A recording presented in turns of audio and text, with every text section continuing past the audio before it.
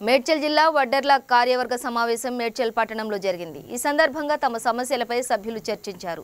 అనంతరం వడ్డెర సంఘం నాయకులు మాట్లాడుతూ సంఘం అభివృద్ధికి కృషి చేస్తామన్నారు। వడ్డెరలు ఆర్థికంగా రాజకీయంగా ఎదగడం లేదంటూ ఆవేదన వ్యక్తం చేశారు। ఈ నేపథ్యంలో వడ్డెరలను చైతన్యం చేసేందుకు ఆగస్టు 27 వరకు తెలంగాణలోని అన్ని జిల్లాల్లో సమావేశాలు నిర్వహిస్తామన్నారు।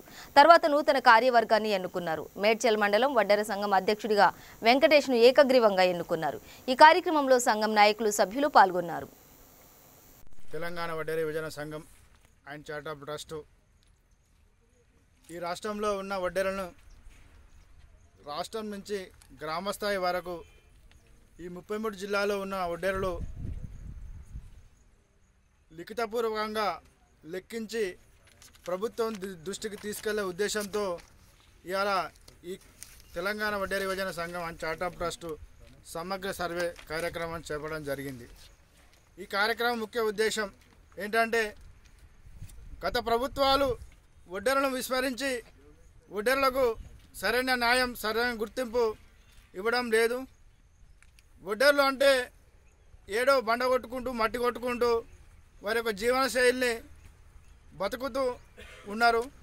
ప్రభుత్వం గుర్తించి వడ్డెరలకు రావాల్సిన న్యాయబద్ధంగా రావాల్సిన ఆర్థిక వనరులు రాజకీయ వనరులను కల్పించాలనే ఉద్దేశంతో ఈరోజు వడ్డెరలను కూడా ప్రభుత్వం గుర్తించి వడ్డెరకు రావాల్సిన న్యాయబద్ధంగా ఇవ్వాల్సిన ఆర్థిక వనరులు ఇవ్వాలని ఉద్దేశంతో ఇవాళ గౌరవశ్రీ ఐలుమల్లి గారు ఈ కార్యక్రమం చేపట్టడం జరిగింది।